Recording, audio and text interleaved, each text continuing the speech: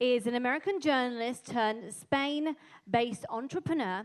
She is the co-founder and CEO of multilingual content agency VeraContent and creator of Spain Guru and the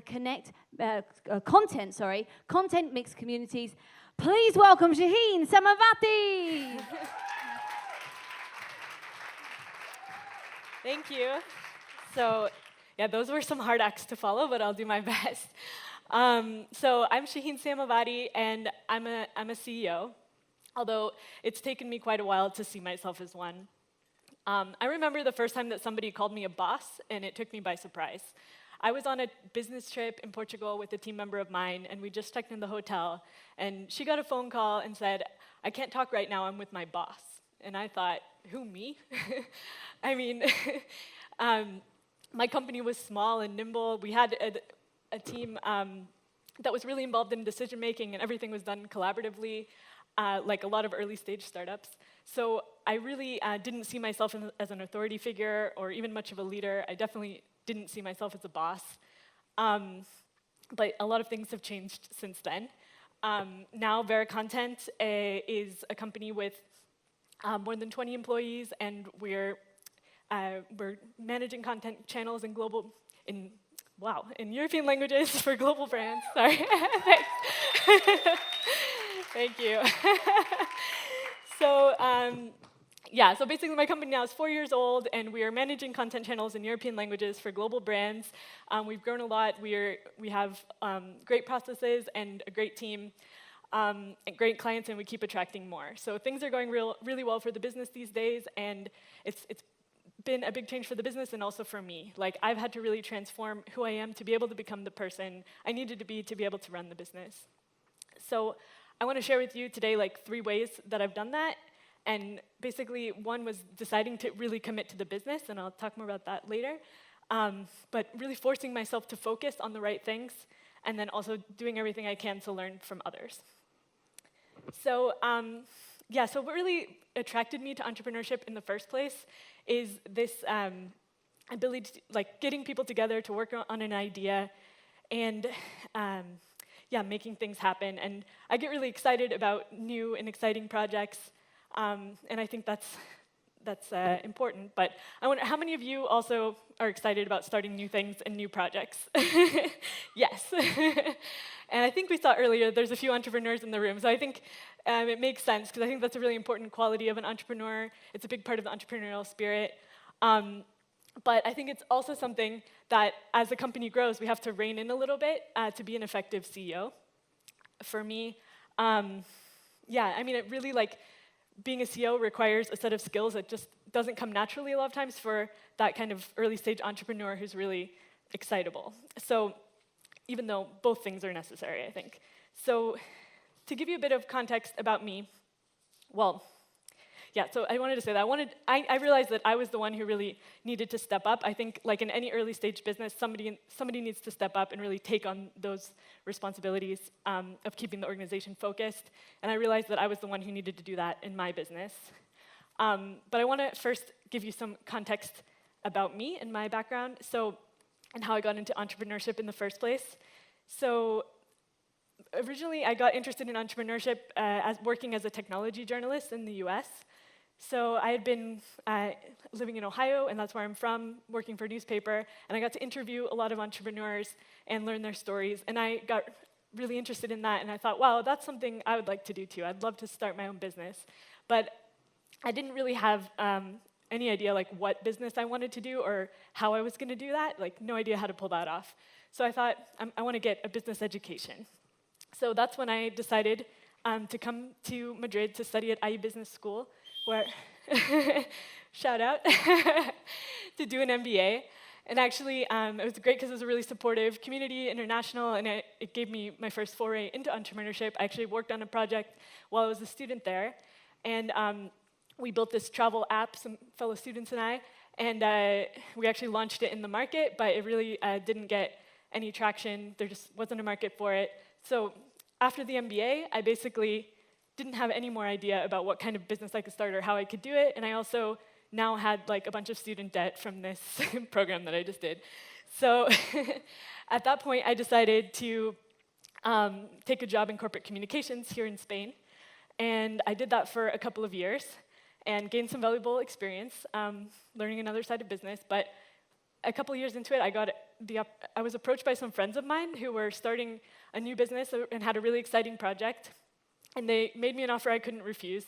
They offered me a minor equity share, no salary, and the opportunity to learn from seasoned entrepreneurs. And so I decided to take it. And that so in that business is Spotahome. It's a real estate startup that some of you might know. I was there at the very early stage, and I actually decided to leave the project after just 9 months, partly for financial reasons, partly because I just decided it wasn't my path. But the company has gone on to do amazing things since then, and they've raised over 60 million in venture capital, and they've expanded all across Europe, and it's for booking housing online. Not going to go into that, but. But anyway, my time at Spotahome was really an amazing opportunity to learn about a lot of different aspects of operating a business. So I felt like, I got to set up a lot of processes, and it was my first time managing a team, and I think I really learned during that time actually what goes into building a business and making it grow and making it scalable. But when I left Spotahome, I really wasn't in the position to start another business. I was like, great, yeah, now I have the knowledge. I'm going to go start my own business. But I didn't have the funds really to do it at the time, or it wasn't practical. I needed to pay my bills and the student loans still. So I decided to take a kind of safe route and use my background in writing and journalism to take on basically writing gigs. I did a lot of journalism writing. I did like Spanish economy stories for the Wall Street Journal. I also did corporate copywriting gigs for big multinationals. And actually that is what turned out kind of evolved into my current business, but I didn't know that at the time. So basically, at that point, I started collaborating with my now business partners, who are James Lehue and Daphne Ben-Yoris, and they were founders of a blog called Naked Madrid, and they were also talented translators and working to start a translation business. So I had been collaborating with them and on my writing projects that needed to be translated, and we saw there was this big demand for managing writing projects in different languages. So we started collaborating more and more together, and it's a long story, but one thing led to another, and we ended up deciding to form a company together. That company is VeraContent, and I was kind of the de facto leader of this company, but in that first year or so, it was still a very organic and unorganized organization where each of us was kind of managing our own client projects and a couple of interns and freelancers. And I knew like the way that we were operating at the time wasn't scalable. It wasn't something that was going to grow. And I knew that something needed to change, but I wasn't quite sure what I needed to do. So, and I remember around that time, I went to a talk by Catherine Hai, who's now a really good friend of mine, and she's also the founder of a company called Class A Language Training.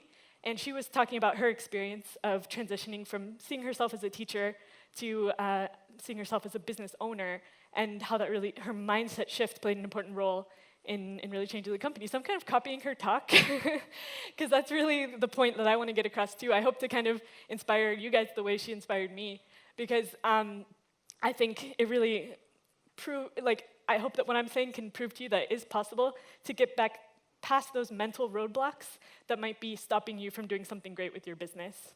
Because I think a lot of times we think oh, my business isn't working because I didn't have the right timing, or my product isn't good enough, or there was too much competition, or any of those reasons. But I think more often than not, it's actually an internal issue. It's that we don't have the mental clarity to see where to take the business and make those decisions. So, at that time, that talk made me realize, yeah, I have those same issues. And I realized that my kind of mindset and my seeing myself as a journalist, as a writer, and not really as a business owner was holding me back. I remember also around this time, a friend of mine recommended me for an opportunity. I was already in the midst of the business. We had clients. We were starting to grow. We had a lot of interest in what we were doing. And there was a lot of things that needed to be figured out, a lot of processes that needed to be put in place. And when I had all this on my plate, a friend of mine recommended me for a writing position for a technology website. And I knew, like, I do not have time for that. I really shouldn't take that on. That's going to distract me from my business. But for some reason, I said yes anyway. Actually, kind of goes back to what Shiva was saying about saying no. But yeah, so despite my own like knowing better, like I decided, yeah, I went ahead and did that. And then later, when I was after I went to Catherine's talk and everything, I decided to pursue business coaching. And really, the business coach helped me figure out that, wow, I was spending my time on a lot of the wrong things. I was spending a lot of hours working on client projects myself, and then I had a lot of distractions doing the journalism stuff, organizing events, community stuff, and as you guys might know, I have a lot of projects that I've been involved in the past, like Spain Guru, for example. So I really needed to focus, and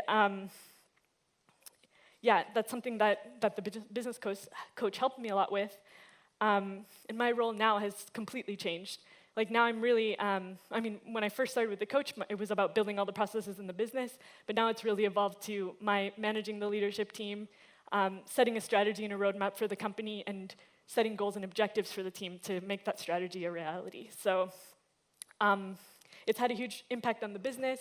For example, we used to have a big range of language services that we offered, but now we've really narrowed it down to the ones that appeal most to our target client, which are marketing directors of growth firms. So I think if I hadn't had the mental clarity, like I wouldn't have been able to make those decisions that have led our company to significant growth. So now, as you can see, I've really started to embrace my role as CEO. I finally updated my LinkedIn and took off a lot of the journalism stuff and emphasized my management experience. And I've also come to the realization that it's okay if people call me their boss. Actually, that's a good thing. And it's my job to keep growing into the person I need to be a great boss. Just going back to like my strategies, basically for me it was really deciding to commit to the business. And as I said, that was something that coaching really helped me with. But I think these are also questions you can just ask yourself, like, why do I want to start a business? How big do I want it to grow? What is really my vision? And am I really committed to making it happen? And you have to be 100% in, because if not, it's not worth the effort. And then the other point was about focus. I mean, there's no magic bullet for focus, but if I could say one thing about it, I think the key is really just asking yourself all the time, what's the most important thing I could be doing right now to reach my goals? And then creating frameworks for yourself to constantly re-ask yourself that question. And then, as I was saying, just learning from other entrepreneurs, I've made a big concerted effort to get to know other entrepreneurs who've done what I want to achieve and learn from their experiences. A couple of great organizations I'm a part of that have helped me with that are the Entrepreneurs Organization, which is like a global network for a kind of support network, as well as the International Women in Business here in Madrid is a local organization, and both of those have great mentorship opportunities, and I'm sure there's many other great organizations out there for that. And then lastly is just related to learning is reading. One thing a habit that I've really instilled since really deciding to commit to my business is reading every single day, at least 20 minutes, some kind of business or personal development books, because I feel like to be an effective leader, you need to be constantly getting in other opinions and incorporating that into your decision making, and that's been a really key, and it's completely like broadening my mind. So I totally recommend read. It's a really small investment to make, and it has a huge payoff. And you might ask me, what should you read? And I actually thought you might ask me that, so I put a post on my LinkedIn yesterday. So with like the 7 books that I've read so far that I think have had the biggest impact on my business. And so basically, I hope that by sharing this with all of you, that it proves that you don't have to have everything figured out when you start your business in order to build something great. Basically, you just have to be committed to become the person you need to be able to run that business and put in the work to get there. So where are you and who do you want to become? Maybe it's not a CEO. Maybe you want to become anything else, a marketing expert or an actor or anything. But whatever it is, in order to take on that identity, you're going to have to commit to really work to get there. So are you ready to take on that commitment? Thank you.